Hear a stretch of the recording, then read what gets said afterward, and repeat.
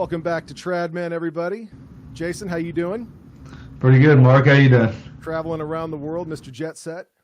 Yeah, I just started doing that again, so. Got a fun episode, really interesting episode tonight. But before we get started, Jason, why don't you lead us off in prayer? We're going to say a quick prayer, and I think Jason, you have it ready? Yeah, I have it ready. So it's a prayer for the unborn. In the name of the Father, and of the Son, and of the Holy Ghost. Amen. Amen. Heavenly Father, in your love for us, protect against the wickedness of the devil, those helpless little ones to whom you have given the gift of life. Touch with pity the hearts of those women pregnant in our world today, motherhood. Help them to see that the child they carry is made in your image, as well as theirs, made for eternal life. Their fear and selfishness, and give them true womanly hearts to love their babies and give them birth and all the needed care that a mother can give. We ask this through Jesus Christ, your Son, our Lord, who lives and reigns with you in the Holy Spirit, one God, forever and ever. Amen. Amen. In the name of the Father, and the Son, and the Holy Ghost. Amen. So, our guest... We have our first ever trad woman on the show, don't we? Ooh, what yeah, it is a first. and misogyny is in the title, too, so go figure. Oh, goodness. Oh, great. like a true patriarchal, institution, the whole thing, Exactly. Yeah. Well, that's what we're striving for, Right. So our guest today is Angela Erickson, and Angela, we appreciate you agreeing to. We're going to talk about abortion, the ultimate misogyny, and it's actually a topic that I read on one of your posts on social media. But before we start, I was just going to give you an opportunity to introduce yourself, maybe tell us about your podcast and anything else you'd like to. Oh, awesome. So, as you said, my name is Angela Erickson, and I don't know, I've been life and got into activism in college, and eventually worked for LifeSite News right out of college. Actually, I did work for LifeSite News. I worked for a year, and then I shortly after that doing a pro-life radio show every week. I ran a pregnancy medical center for 2 years, and LifeSite News doing development work, and now I run a podcast in addition to the radio show. Called Integrated with Angela Erickson, and we just talk about different things going on either in the church or different topics in general about we can integrate both the body and the soul, because I just think there's a lot of Gnosticism obviously today, and I think it's a big reason why so many people, because they feel this disconnect between their bodies and their souls. And so how do we reconnect that, bridge the gap, so that people can live authentically Christian, specifically Catholic, but live their lives as disciples of Christ, really truly ordered interiorly and towards heaven. So that's a little bit about me. I also am a mom with 5. I just had my 5th kid, and I've been married Congratulations. for a little bit, close to 8 years. Thank you so much. Outstanding. Yeah. Outstanding. Well, welcome to the show. So, in today's getting on to topic here, in today's world, this is actually a topic that Mark and myself are supposedly not supposed to speak about, right? Abortion. That if you're against, if you're against abortion, you're anti-woman, you're misogynistic, you're all kinds of derogatory terms towards women, right?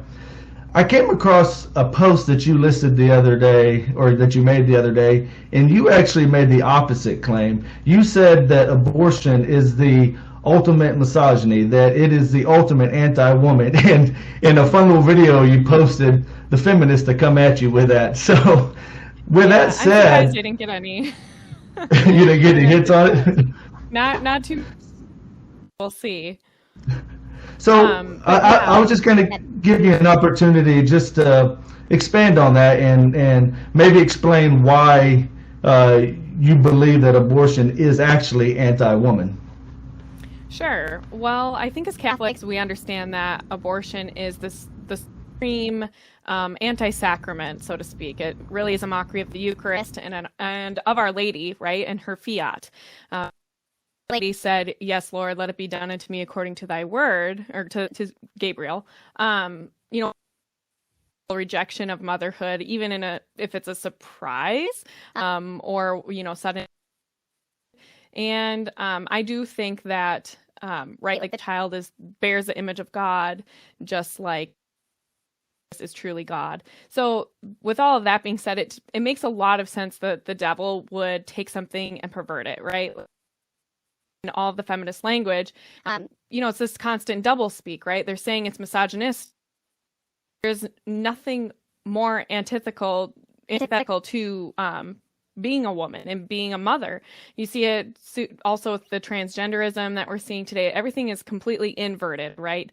And so I think what people fail to mention or talk about when we're talking about abortion and why it's actually misogynist, because it lets men off the hook who don't want to be dads. And I've seen it time and time again, either on college campuses, talking to young men or young women who have been coerced into abortion, and seen it out on the sidewalk. You see these guys driving their girlfriends into the abortion mill because they just don't want to take responsibility, which is also antithetical to masculinity, right?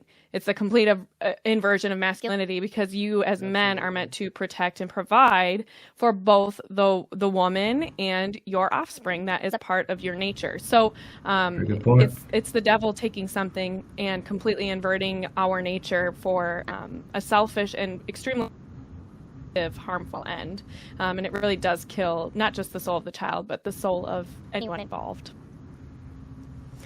I've had the idea a couple of times, or I don't know if it was my idea or if other people have had it, but the sexual revolution or the ethics proclaimed in that of the 1960s was, in my opinion, one of the biggest crimes committed against women that I think has ever happened to humanity. Since we've been a species, the way it works is, men have something women want, which is marriage, and women have something that men want, which is sex. And so if you want to get what you want, you've got to give me what I want. And that works. That has worked very well, and of course built every civilization we can imagine. And then in the 1960s, we convinced women that it was in their interests to give us what we want without ever having to give them what they want. Correct. While convincing them that this was about their liberation. What a sham. I could not agree more. Sham. Well, and you look at women today, they're so unhappy. Just look at them. Women aren't happy doing both going to work and trying to maintain a home, right? And you see, so this is the issue that I think I have. I used to call myself a pro-life feminist because, not necessarily to knock Students for Life America, but they really instill in you, as somebody who works there or going to college campuses, that it's kind of trendy to label yourself as a pro-life feminist. And once I decided to stay home with my children, after our third, that was when I was like, I knew it was not in accord with my nature, and that my children were the ones ultimately paying the consequence for me trying to pursue a job outside of the house. And so the more I started to at-home identity crisis that moms experience, especially when they are leaving a career and trying to embrace motherhood in its totality. First of all, nobody's willing to admit that when you send your children off to daycare, you are a provider. And you have to be okay with that. Like, you, as a mom, have to be okay with that. I wasn't okay with that. Or co-parenting with the government if you're sending your kids to public school or any school, really. You have to be okay and trust those people and really be able to give that up to God in a way that I just am not sure that I just wasn't okay with that. And I'm not sure that I feel that's in accord with motherhood. Not to knock anyone who does it, because I know a lot of people feel like they have to work for whatever reason. I feel like that caveat always needs to be said. It is unfortunate that things are extremely expensive. More expensive by the minute. So there is that reality there, and I don't want to minimize that at all. But pro-life feminism never addresses the reality that if it weren't for this three-legged stool of both of sterilization and contraception, you would not have women in the workforce en masse. It wouldn't be tenable. Do you know then they would have more kids, and you cannot work the more kids that you have. Like, I could not be working outside of my house with 5 kids. Daycare is exhaustive. Not to mention the payoff is just not, you're working for half of your salary, if that. And the reality is that often the husband could be compensating for that by working overtime or picking up a second job if he needs to. But it just does more harm than good. Are the ones who suffer the most. So why isn't the pro-life movement talking about that? So I can't even remember your question. I just feel like it needs to be said that, we have to start speaking honestly because it's a rot in the church, and the church has embraced it in a lot of ways. I think by and large, go ahead, Jason. I'm sorry. I'm just going to add that earlier, when you were mentioning, women having to work, feeling they have to work outside the home today, it reminded me of a story that I heard years ago. And while the feminists deserve a lot of blame for the situation that we're in, men as a whole do as well in this sense, because Absolutely. What kind of environment are we as a home that we want, that our wives are feeling like I am not enough, I need to do more? As men, historically, we go to our job. We don't like our job. We don't like a lot of the people we work with. We have to deal with people's baloney all day. We come home and we complain about it. What are we doing at home that is making our wives, back when this whole sexual revolution started, our wives were hearing about how horrible it was to be out in the world working, yet we were not treating should be at home, that they said, you know what, I would rather go out into the world and feel valued, because we're not letting our women feel valued. I say that all because this all drives the abortion industry, right? Feminists are responsible for it. Men, when we don't treat our wives like they need to be treated, like they should be treated, also fueling that industry. Yeah, I think that's a really good. And I think sometimes it gets lost as well in the traditional Catholic discourse, because you do have those people in the traditionalist movement give kind of a bad taste in people's mouth in terms of how they speak about the hierarchy within the family. It's a natural hierarchy. Every big or small has a hierarchy. That's just a reality. And so, yes, it makes sense that the man would be the head of the home, but not in an authoritarian dictator way. And I think sometimes there are people, Catholics, who genuinely believe that is legitimate. And because it's an affront to the dignity of the wife as a human being and as someone who bears the image of God and has been entrusted the monumental task of bearing children and having God within their wombs. I mean, they are living tabernacles, not in a narrative way, in a archetype, right? And so I think that also needs to be acknowledged. Going back to your point about how abortion really is the biggest, it's truly ever. I mean, yes, you have husbands bringing their wives and absconding from their role as a father by bringing their wives to the abortion clinic, by treating their wives poorly or their children. You also have abortion aiding and abetting in the sex trafficking industry. Everything, rapists get off the hook. The only way you can really get a rapist in jail is with proof. And if you're killing the proof, you're kind of SOL and some other evidence to present, and there is no other evidence that is as a child, right? So yeah, I think it is truly the most misogynistic thing on every level, and it is fueled in part by women who have accepted the notion that they have more value out of home and meeting their quote unquote potential, and that is reinforced by how their husbands are treated. Absolutely. And it also. Oh, sorry, yeah, we must have a little bit of a delay here. Oh, sorry about that. No, I was just going to add, I've recently come across 2 stories that brought me to tears because, and it goes back to this whole abortion and misogyny. Right? It was about 2 men whose, I don't know if they were their girlfriends or wives, I can't remember, didn't want to have so they secretly slipped abortion pills or other, abortion-inducing drugs into these women's body without their consent. And really, the world, the feminists should be in outrage about that. But I haven't seen, and maybe I've just missed a single feminist out and say, you are violating not only the baby and that woman's dignity as well. And it's just silence. Yeah, there is often radio silence when they come upon the issues. And two, what most people don't realize is that prior to the 2020 pandemic, the regulated abortion pills, you could not mail order abortion pills.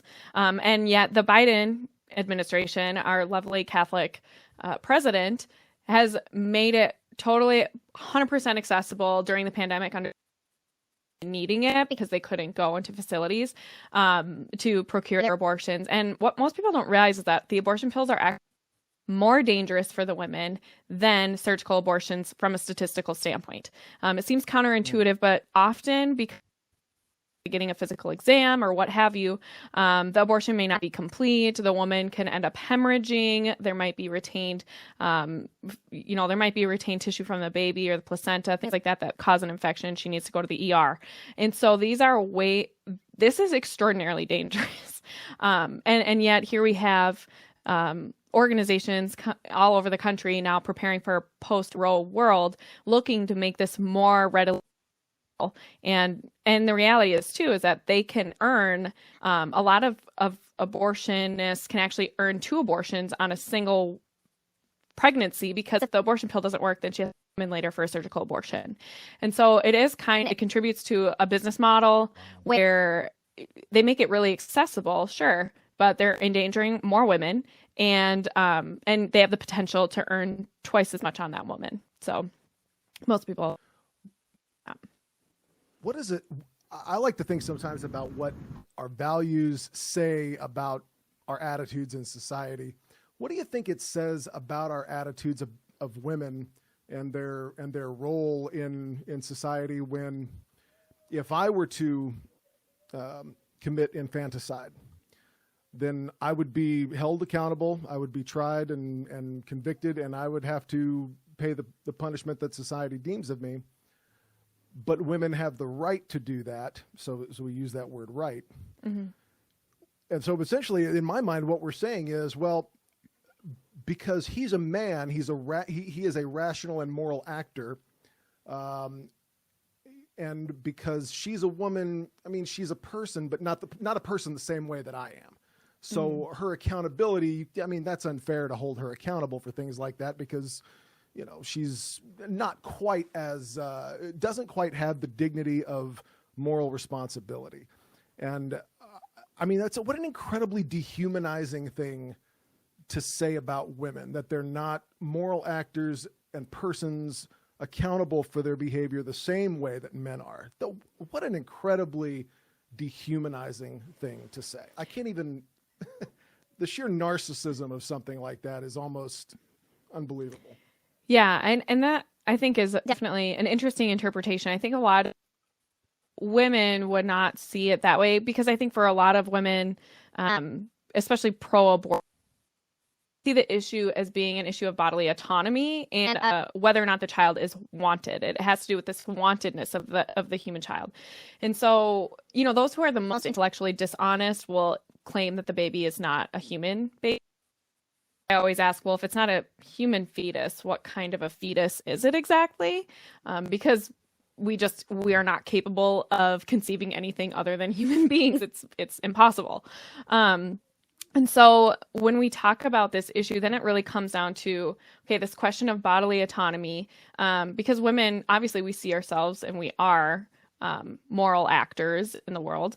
But I think a lot of women see that the woman in the unplanned pregnancy is in crisis. And, there's real physiological response happens in the brain when a woman is in crisis, right? Like her frontal lobe ceases working just like anybody, right? You go into fight or flight, to the most instinctive animal are what start functioning, and they override reason.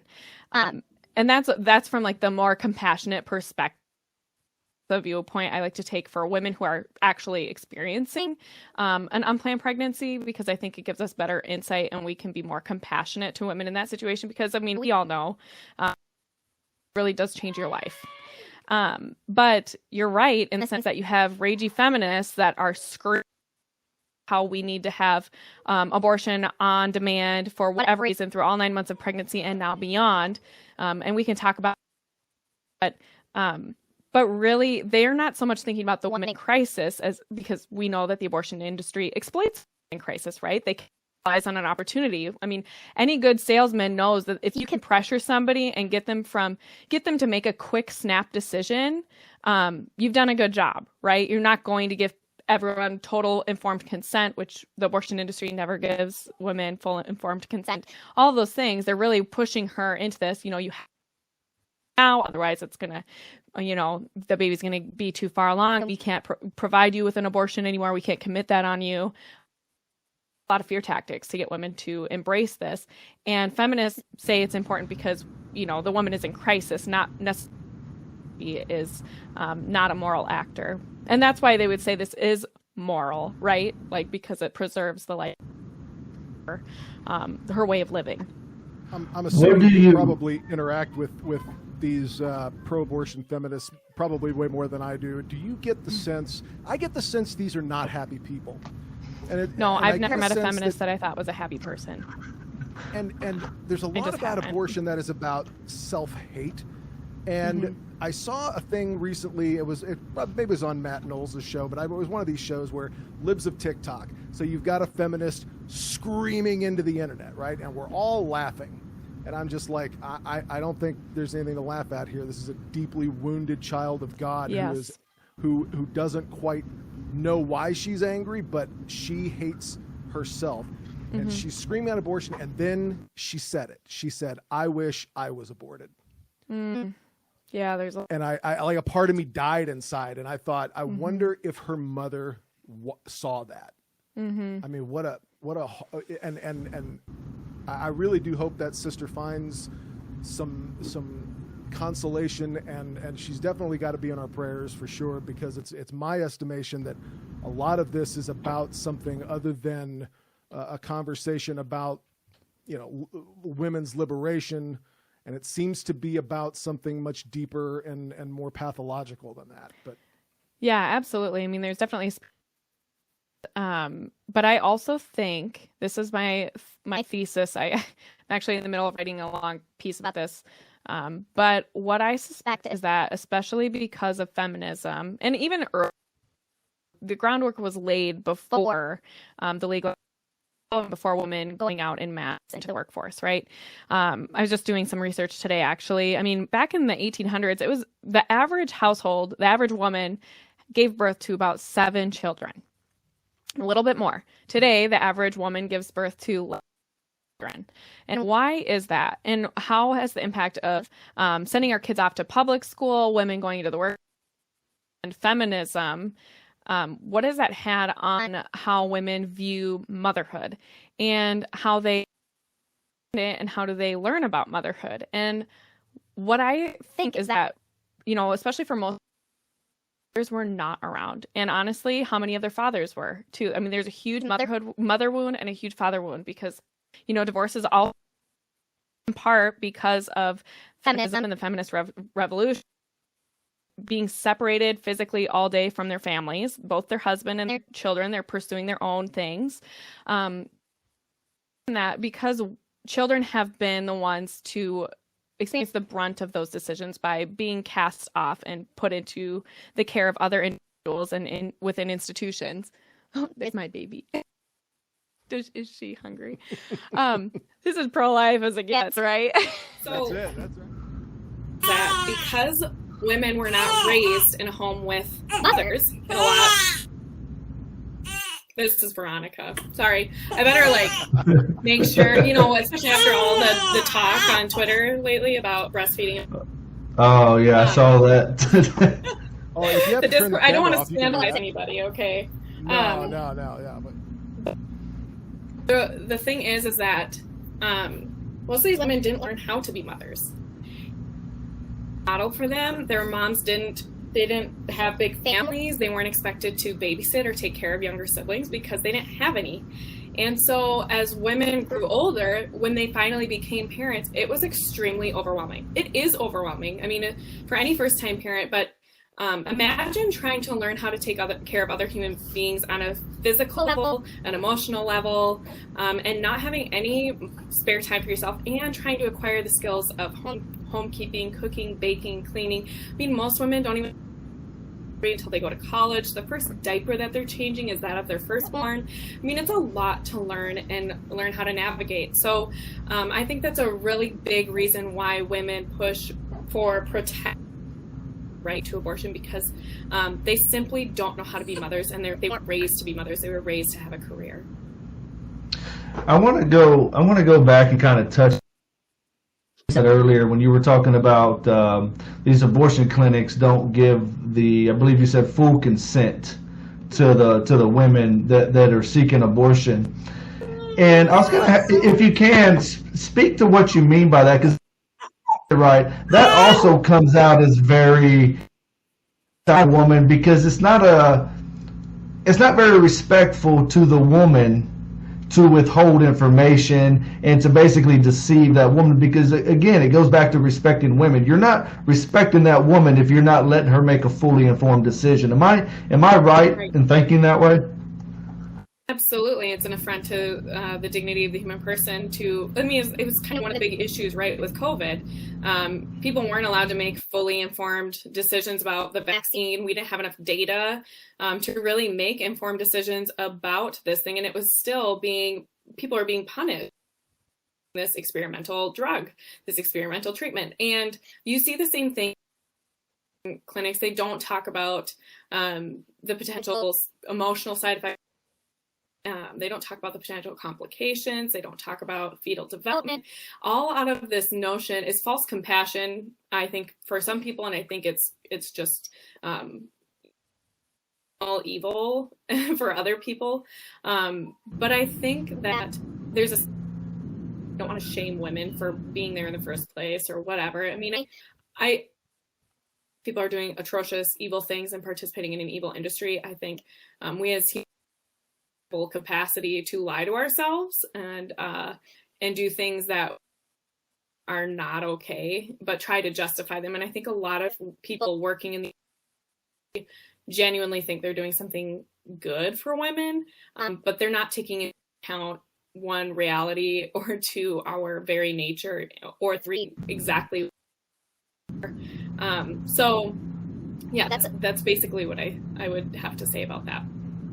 Well, and I would say that they're not even taking into consideration the mental toll that abortion seems to have on the majority of women. Because I know you have these, and I would even argue that the majority of them are probably fooling themselves or just flat out being deceptive, but that will scream, that scream your abortion or whatever. But when you read the data, when you read the interviews of women, even ones that still support it today, I've come across them where they still struggle mentally, whether it was the right decision or not, or they have other mental health issues related to the abortion. So that leads me to something that I've been thinking for a while, which is that oh, I'm sorry, go ahead. And in fact, most women I know who are post-abortive have that experience. And no, that's okay. Yeah, let's have a bit of a delay. All right. I'm sorry about that. It'll all get fixed in editing, folks. I think that's something that we as Catholics sometimes can lose sight of when we talk about this is there's a tendency sometimes to go from abortion is evil, which it is, to she is evil because she got an abortion. And I think more is needed to say that this sister in Christ now, okay, so she has completed a procured abortion. She probably needs emotional and spiritual guidance. We need to provide care resources, and then we need to provide for her a way back to reconciliation with Christ after, an understanding of what has happened and a chance to be repentant, because we should not want any soul to perish in such a state, and we should want everyone to go to heaven.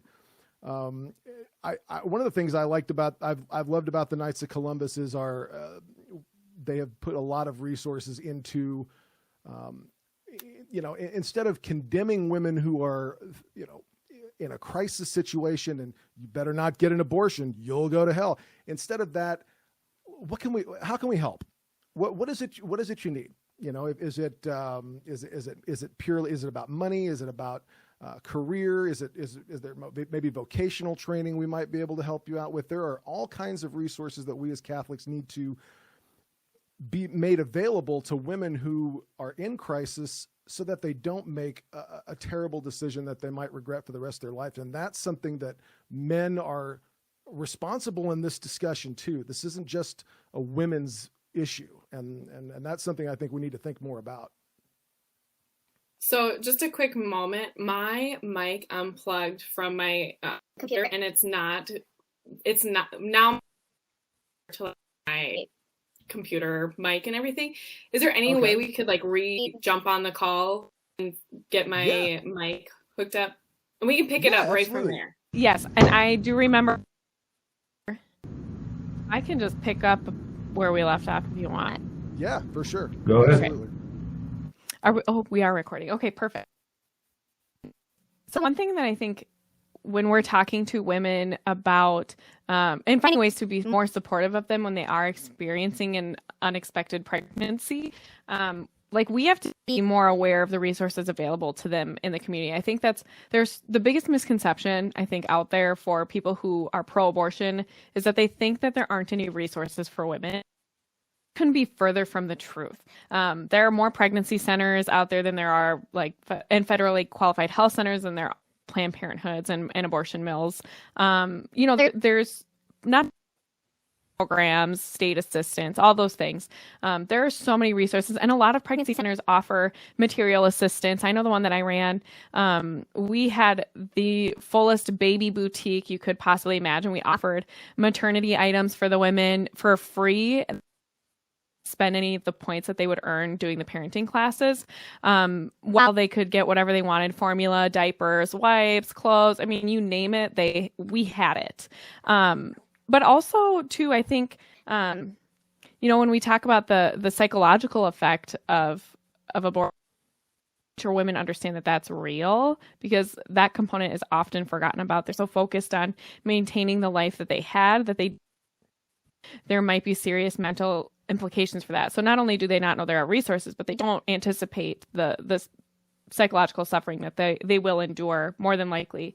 I remember attending a Rachel's Vineyard as a support retreat. I don't know if you guys have heard of those, but they are retreats for... Oh, okay. So Rachel's Vineyard is an organization that works with post-abortive women and men, actually. And even those who... siblings. I was there as a support person for somebody whose sibling had been aborted. And what they do is they focus on healing the wounds caused by abortion in someone's life. And they do a lot. I don't know everything that they do, but I know I was there as a support person for one day for a couple of hours. And what they did when I was there is that they read letters that they wrote to the miscarried or aborted babies. And it was so powerful because there were couples there that had 30 years earlier, and they were still grieving. Even if you don't think that you're going to regret your abortion, I mean, I watched grown men weep over the child that they had killed, It was really, really powerful. And I just think we have to be talking about that more than we do, and we have to get people on the other side, have more honest conversations with them that are less combative, so that is a real possibility. Yeah, abortion produces two victims, and that's something that's very important. At the minimum. At the minimum, absolutely. At the minimum. I mean, I know post-abortive women who have nightmares about the children that they lost, or I know of one She's pro-choice, but yes, has been haunted by her choice for her child. And she even told me that one time one of her born children asked a sibling, she had never told them that she had been pregnant before them, but he knew that he had a brother. And he asked her about it, and it was and crazy, but yeah, I mean, there was no doubt in my mind when I spoke with her that her child was in a sense haunting her, you know. So, and that's something else that I'm sure she didn't anticipate. She went to have that abortion. Well, I mean, it's basically PTSD is what some of these women are having, I would say, right? Yeah. Absolutely. Absolutely. It is a traumatic. I mean, for some women getting pregnant and not being in a stressful situation, it can be a lot to take in, especially if you've had a lot of children or you're, you know, imagine a woman living out on, you know, that is very traumatic and stressful. There's no doubt about that. And then you add on to that you decided to kill your child, and you can't blame anybody else unless they're coerced into it or there are other things. But even that, extremely common. Many women are coerced into abortion. When men say, like, it's up to you, whatever you decide, all that tells the woman is she's trying to read between the lines and say, you don't want this. I'm not going to provide or protect me or this child because you don't really want it. So that's another area where men have to step up, and they have to stop letting women dictate these things. You know, a woman in fear, it's like an animal caught in a trap, and they're willing to gnaw their own leg off. And they think that that's going to be the better way out, right? And instead of waiting for somebody to help open that trap for them and help them heal. Yeah, so I think that's a better way. If you're a man and you're there with a woman who's considering having an abortion, and your response is whatever you want to do, you might as well not even be there. I mean, it is the same as not being there. It is basically, you said, well, it might even be moral onus on you.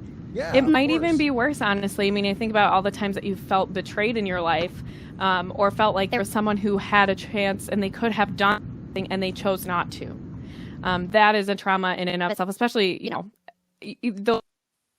they resurface, and yeah, a lot of these women are repeating behaviors throughout their lives too. I mean, there's so many things that come into this abortion situation, whether it's a lack of understanding of resources, a lack of understanding our nature.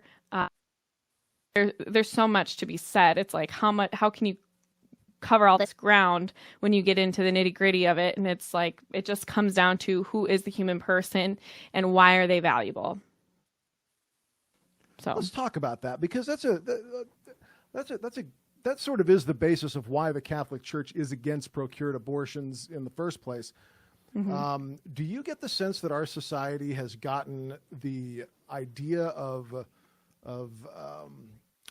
rights and who is and who is not a person? Do you think that we really understand these things, at least at some point, like we pretend we do, or have we way outstepped our place in the hierarchy of creation, and now, I mean, can't figure out very much about anything about a human being anymore? Yeah, we don't know much about the human person anymore. It's always ironic, I think, when you have a more enlightened society that is more stupid. More access to information than we've ever had with the internet and things like that, and yet we are less intelligent. Because I think a lot of it is because we spend so much time pacifying ourselves on our stuff, doing the hard intellectual lifting that I think other people would have historically done, because their minds weren't always preoccupied, right? That's something that the devil does to us, is it keeps us busy on things that aren't truly worth our time. And I say this as somebody who wastes an extraordinary amount of media and Twitter. That is, I'm not saying, you know, I'm not saying it to like call out, calling myself out, because it's something I've been thinking a lot about. But I think that why people are so unthinking today, and why we're so confused about the very core of who we are in our nature. Not sincerely thinking about it. Because if you do, I mean, you look at the human body, I mean, kind of the theology of the body, however you, Pope St. John Paul II, I mean, the theology of the body really points to the teleology of the human person, and you look at how a woman's body is made and how a man's body is made, and there's no doubt that they do not make sense without the other. Charity in every aspect, and when you can't think about something mental as that without turning it into something demented or denying something about the nature of the human person, then yeah, you do really stupid stuff and you accept really stupid premises about who the human person is. So, speaking about theology of the body, I know for me personally, me and my wife during our conversion, it was actually a pretty important document or teaching that helped our marriage in many ways. And I say that because it leads into something else that I think, and you mentioned it in the beginning, that fuels the abortion industry, which is contraception, right? Mm-hmm. Looking back, pre-conversion, we were against abortion. I've always been against abortion, but I wasn't always against contraception. And I never made the link between contraception and abortion. And looking back, there was many times where this contraceptive mentality made it, and I'm talking about me personally, made it all about me and desires, my wife, and any future life. Oh well, it's me. But I never viewed it like that till I started getting into the theology of the body, till I started reading Humanae Vitae, Catholic and Nubian, and all these other documents that the church has put out. And you can see the wisdom by saying, no, not only is abortion evil, but so is contraception, and this is why. Because it does feed this very in a real sense, toxic masculinity, as they like to say today, toxic masculinity that is very anti-woman and misogynistic because it's all about the man. And of course, that mindset then also leads into the sex trafficking and assaults and the rape. I mean, it's all tied together. And for those who think that abortion is just about pornography, yes, exactly. And all those think that abortion is just about that woman and the child. And we talked about two victims, and you mentioned it at a minimum. There are far more that we'll never see due to this mindset. Yeah, the carnage is absolutely incalculable.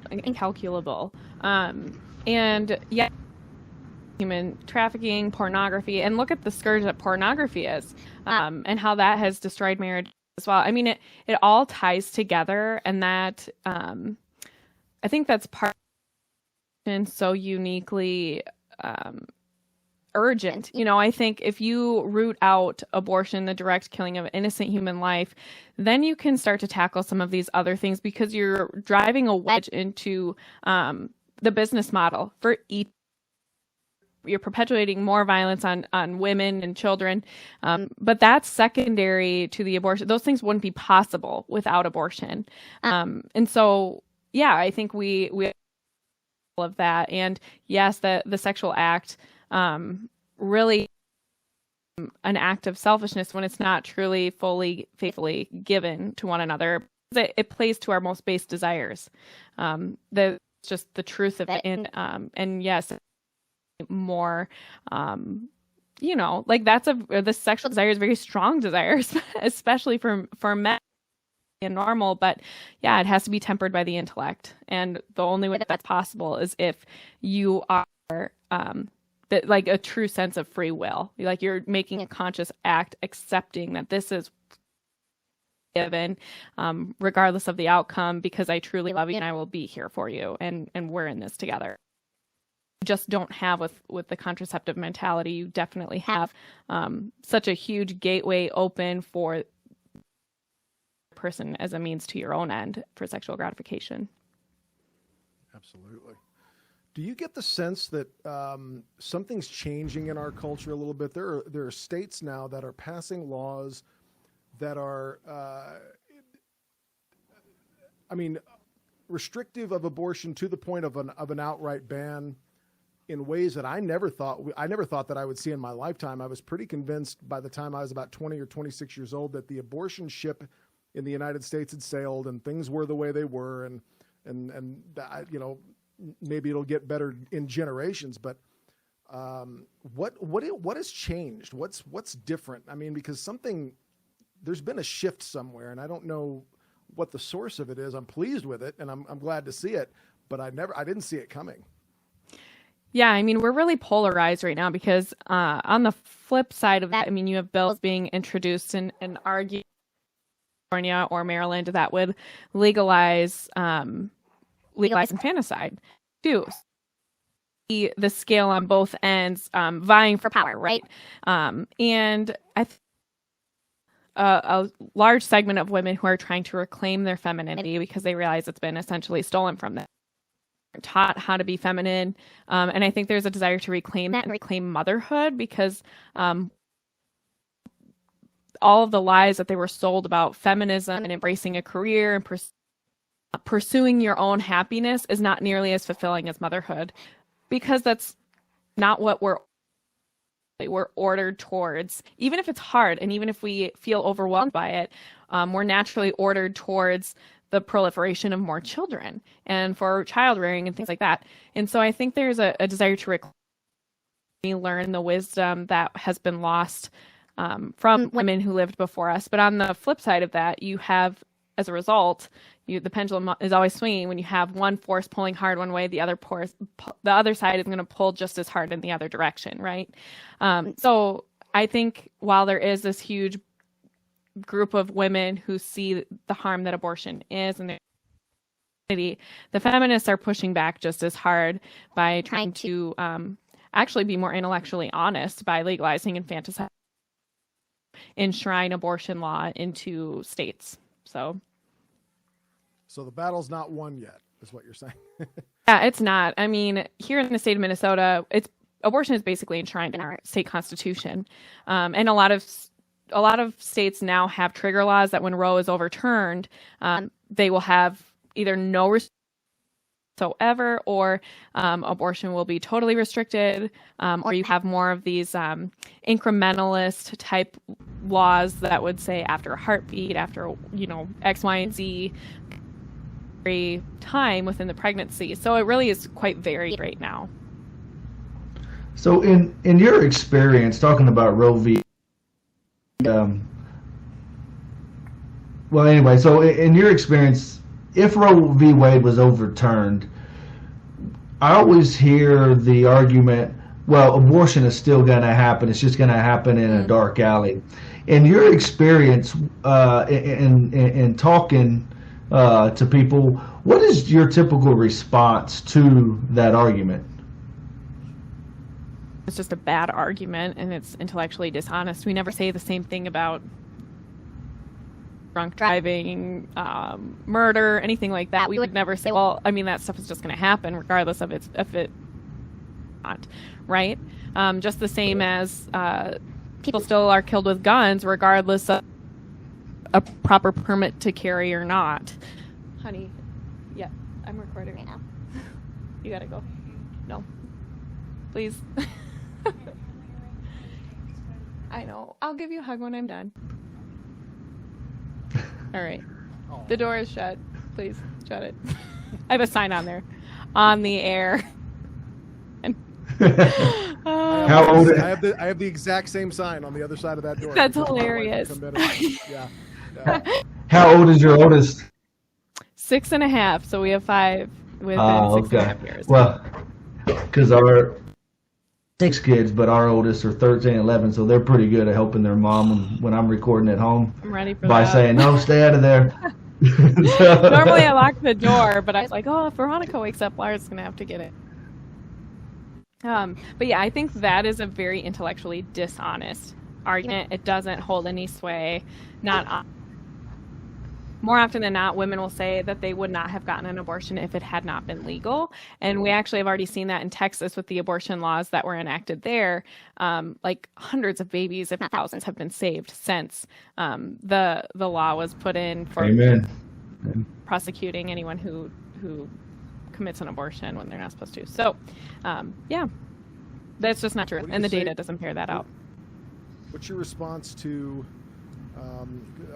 I went to law school in 2016 for the very first time, read the decision Roe versus Wade, and was astounded at the assertions that that abortion could not be made illegal because females had a pre-existing God-given or whoever given right to that. What's your response to you have no right to stop my abortion because it's mine by natural right?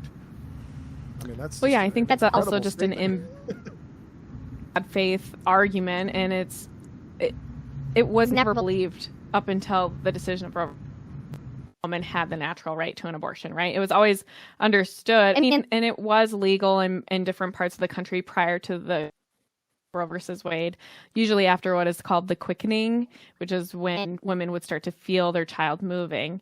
But never had a natural right to kill other human beings, let alone, I mean, unless you're in a truly defensive state, someone's going to kill you from without. But we've never had innocent human beings, right? And so one of my favorite arguments actually that I've learned, I did a lot of apologetic outreach and things like that, was the 10-Second Apologist by Justice for All. It's by Stephen Wagner from Justice for All. And it was, apologist goes something like, if it's growing, isn't it alive? And if it has two human parents, then it must be human. And if the fetus is growing alive with human parents, then it must be a human person. So why does it's like you and I?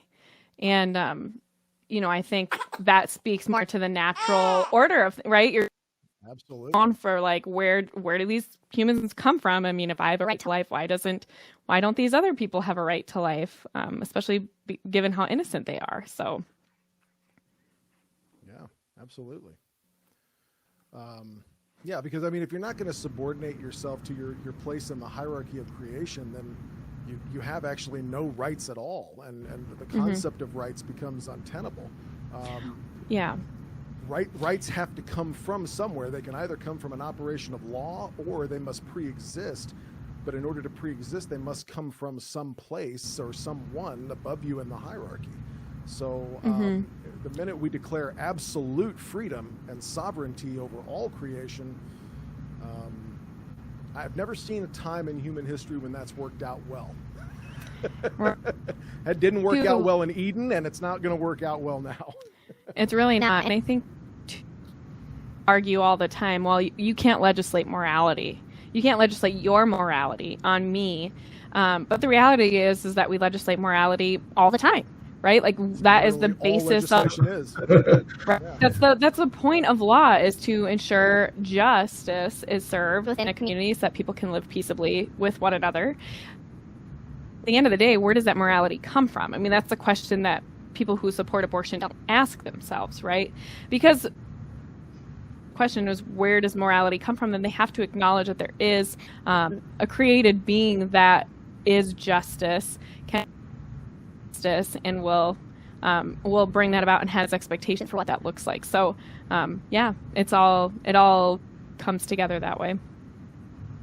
Something that always amazes me in today's world in general is this idea that are so much more sophisticated, so much smarter, blah, blah, blah, than our ancestors. And as I said on the show before, we say that, but if we didn't have a grocery store, most people ain't going to be able to put food on the table because they don't have any idea how a chicken lays an egg, much less how to butcher their cow, right? So I say all that because I had seen a very interesting video. It was in a anti-abortion video, and it said that it showed, graphics of the Mayans and stuff like that about how awful they were doing, or how awful they were for doing child sacrifice to drown out the sound of the babies screaming, and all these old pagan civilizations would do that. But today, or I'm sorry, before I go on, but they would do all that to please the gods for rain or for the crops to grow, for good harvest or whatever. And if fast forward to today, says Nothing's new under the sun. We still do that today, except we sacrifice children at the altar of fame, of money, of this faux freedom, right? You know, I'm free, but you're not. And you know, you not, what was it, last year or the year before, you had the Fleetwood Mac singer say that if it weren't for her abortion, she wouldn't be famous. Well, so what? The life of your child was far more important than your fame, but you made the sacrifice for fame, just like the sacrifice to their false gods, or their demonic gods, however you want to look at it. So this idea that we're any different today than our ancestors, I mean, in many ways, we are even worse. Yeah, we're definitely just as uncivilized, right? And yeah, I think it's kind of interesting too, because, you know, you have people offering sacrifice, they're sacrificing their children for food. Kind of what a lot of people say it's a financial component is why they chose to abort, right? Like they didn't want to provide for a child, but really, you know, so they can't buy the groceries, they can't do all that stuff, they can't work, they can't bring about more treasure, right? Like in a worldly sense, not real. The only legacy they're going to have is going to be killed when they commit that abortion. Your children are your legacy. You can't bring anything else with you when you die and necessarily take care of you when you get old. It's not going to love you and provide for you and your emotional well-being, but your children can and will. And yet that's what we're killing, because I cited today, right? Like we're a very fast food culture. We like to see things in front of us right away, so we're not thinking about the consequences long behavior and our actions, especially again going back to women in crisis. Their brains just are not functioning that way, out past the weeds that they're in. So, and it's not. I'm sorry. Go ahead. No, I just wanted to say, you also mentioned in your post in the beginning of this about how abortion is Satan's sacrament, right? And you know, a woman who procured an abortion, her no is the lady's fiat. I can't remember his name, but there's a former satanic worshiper out there who I think he may be converted to the Catholic Church, but he would talk about how he would go to abortion clinics and all they would want to do would just get a drop for their rituals. So in another sense, for those who think it's just a clean medical procedure and you know, once it's done, it's done, there is far more demonic and evil things happening that you never hear about. Not uncommon for abortion. People who have come out of Satanism and whatever have said that abortions are committed as a blood sacrifice quite regularly. And I've seen some pretty messed up groups of women like Wiccans or whatever. What are they called? Like the Women of Lilith or something. But abortion is like their sacrament too. You know what I mean? Like, and it's not surprising because they're you know, in honor of such a wretched. But yeah, I mean that's true too, and that's if the devil is and Satanists are doing things, you probably be endorsing that, like the Catholics for choice. Yeah. You know, that's not the team I want to be on. I'm just saying. No, if you're Catholics for choice and you're on the same team as the Satanists, I would say you might want to reevaluate your stance. Yes. Well, I mean, talking about the team, I don't know if this is going to be something you guys would agree with, or if you want to push back on it. I'm all ears, but I have the opinion that it all starts with our team.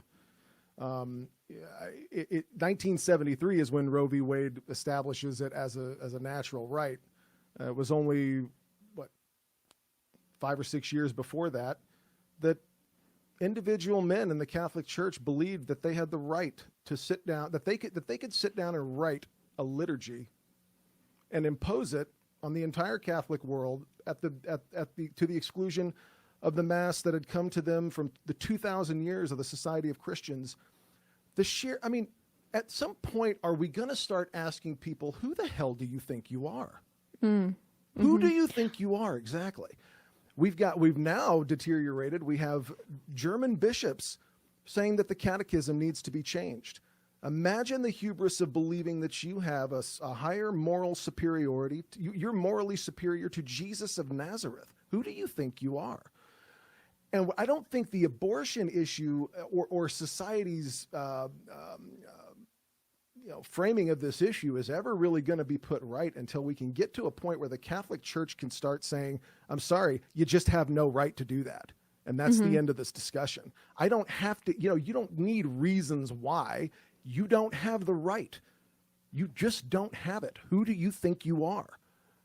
And because that in and of itself is what sin is. Sin is you're stepping outside of your place in the hierarchy of creation. And so we've got to get to a point where we can understand that we must root ourselves in the traditions of the past, even if we may have different understandings of some things now. But there's got to be a framework of things that we can all agree we're just not allowed to do. I wonder when that's going to happen. I don't know.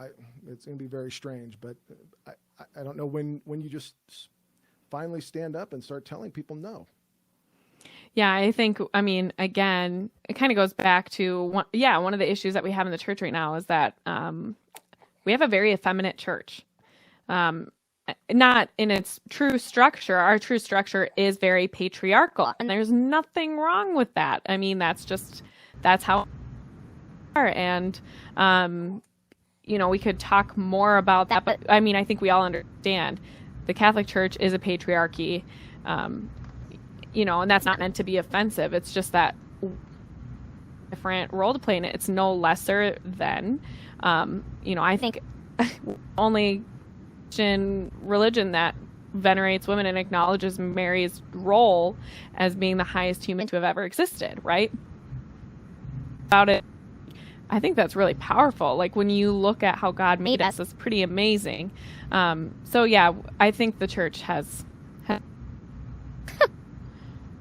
and the ironic thing is the ironic thing is that we're told that we are very patriarchal. We're against women in general, and then they'll turn around in the same breath and say, "Oh, you worship a goddess," basically when they talk about Mary, and it's like, well, no, right. One, we don't worship her, but we highly venerate her above any other human, right? But it just seems to me contradictory to try to bash us for being patriarchal, but then we do give due honor to the Blessed Virgin Mary, who is a woman.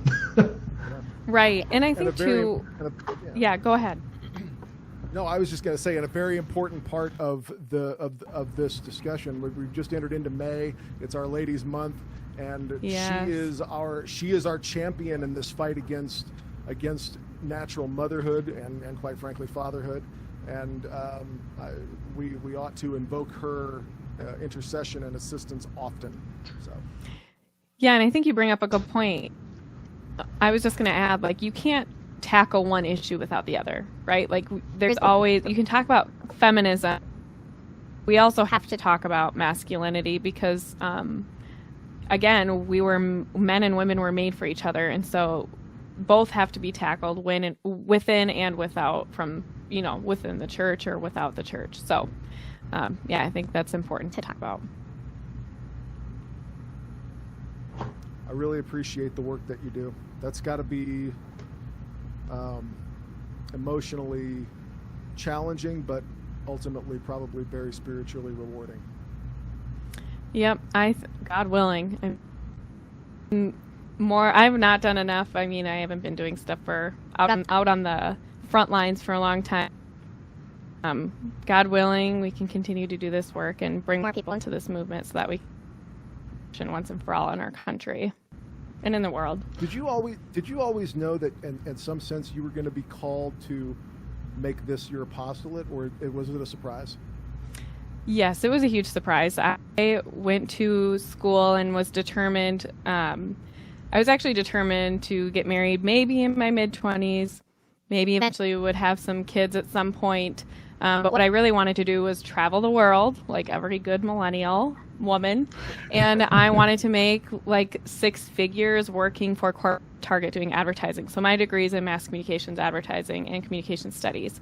So that was my goal. And then, God really pulled the scales from my eyes about the abortion issue. I had a couple of abortions. And so, like God rocked my world, and all of a sudden I was like giving up all this stuff that I was pursuing so that I could do the you don't make a lot of money working in the pro-life world, and I was take that very small sacrifice when I started to realize how urgent this issue was. And that can be forgotten when you don't see your victims in front of you very often. So I was telling Mark that when I reached out to you on Twitter to see if you'd want to come talk about this subject, I honestly had no idea you had such an extensive background in the pro-life movement. So I do want to say that even on this episode alone, I know if no learns anything, listen to this. I know that I learned several things about the abortion industry that I didn't even know before or hadn't even considered. So I appreciate you coming on the show, because it's been very informative, and hopefully our listeners will pick up some things that they can carry out into the real world in their pro-life activism. Absolutely. And if anyone has any questions, feel free to reach out to me on social media. I'm pretty active on Twitter and Instagram, so that's always a good way to answer any questions that anyone might have. And what was the name of the podcast that you're on again?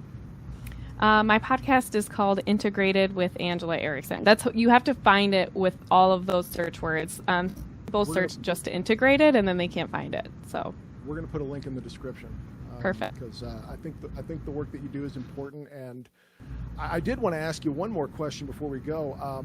One of the reasons I myself have been hesitant to dive into the pro-life argument with people who don't already agree with me or understand the church's teaching or anything like that is it can get pretty uncivilized pretty quick. Do you run across people from time to time who are sincere in their efforts? They sincerely want to do the right thing. They do believe they're helping women, and they're willing to discuss your position with you in a calm, rational manner, or is it just so politicized out there that it's just people screaming at each other from one place to the other? Yeah, I think social media has really damaged a lot of the conversations that we could be having, because you do have people screaming at each other. There's the organization I recommend the most to people if they're about relational apologetics, especially with abortion. I definitely recommend you check out the Equal Rights Institute. It's run by Josh Brom and a couple other people, but they do amazing work, really teaching you how to have a respectful, constructive conversation with people that you disagree with. Because, we have to take that upon ourselves. We have to temper our anger, because even though this is such an awful, evil issue, and it feels like, why don't you get it? We also have to keep in mind that the person in front of us is also human. Dignity, and even though if it's hard for us to see, we still have to treat them. And they're broken. They're probably very broken. Most of us are broken. And so I think trying to keep that in mind can help us have an honest, respectful conversation, asking genuine, sincere questions, trying to find common ground wherever you can with the person. If somebody says something about, wanting to keep abortion legal in cases of rape or whatever, acknowledge rape is an awful thing, right? Like, be human with them and be so dismissive of their perspective, but really treat them with human. Usually, if they're not too ragey, they will return that in kind once they feel safe in the conversation. Yeah, it goes back to the old saying, you can attract more flies with honey than vinegar. Right, and no one cares how much you know until they know how much. Yeah, exactly. Yeah. So, well, it looks like we're at the end here, but no, I appreciate you If any of our listeners haven't checked out your podcast, Integrated with Angela Erickson, it's a good podcast. I've listened to some episodes. It really does do a good job of bringing like you said, bringing your faith in with your mind, body, and soul. We appreciate you coming on, and I'll give you parting thoughts or parting words, whatever, if you want to say anything. Yeah, I just really hope that this episode today gave people something to think about, if not even talking about pro-life feminism, and maybe some ideas of how we can interact better with people who disagree with us on abortion. Actually be done with this awful, evil thing. Okay. Well, we thank everybody for listening today, and God bless everyone, and may Our Lady keep each of you. Te Deum laudamus, te Dominum confiterum, te eternum Patrem omnis terra veneratur, tibi omnes angeli, tibi celi et universe potestates, tibi cherubim et seraphim, incessabili voce proclamant, Sanctus, Sanctus,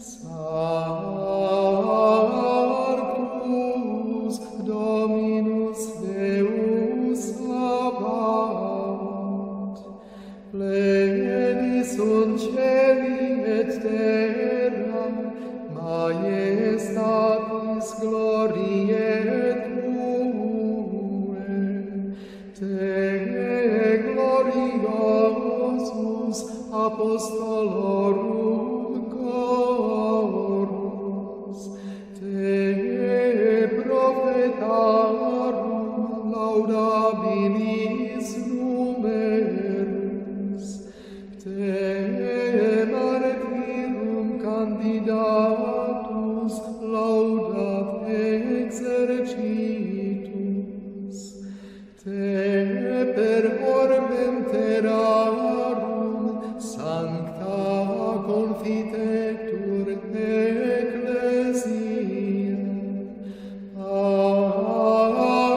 Patrem immense majestatis, venerandum tuum verum et unicum Filium, Sanctum quoque Paraclitum Spiritum, tuor ex gloriae Christe, tu Patris sempiterus es Filius, tu ad liberandum suscepturus hominem, non horuisti virginis uterum, tu dedicta mortis aculeum, aperuisti credentibus regna celorum, tu ad dexteram Dei sedes,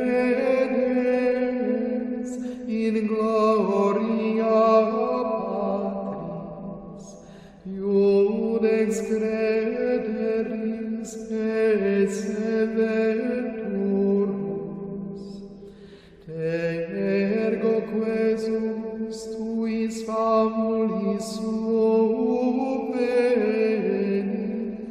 quos precioso sanguine redemisti, et terra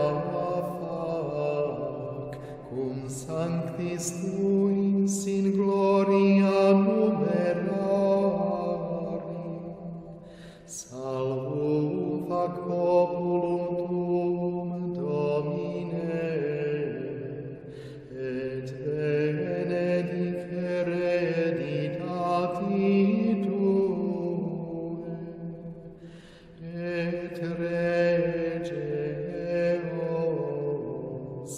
et extolle illos usque in aeternum,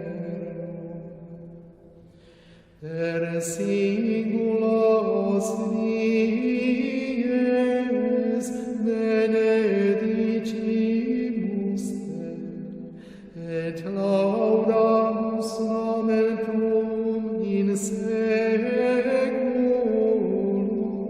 et in seculum seculi. Dignare Domine Dieista, sine peccatum noscus audire, miserere nostri Domine, miserere nostri, fiat misericordia tua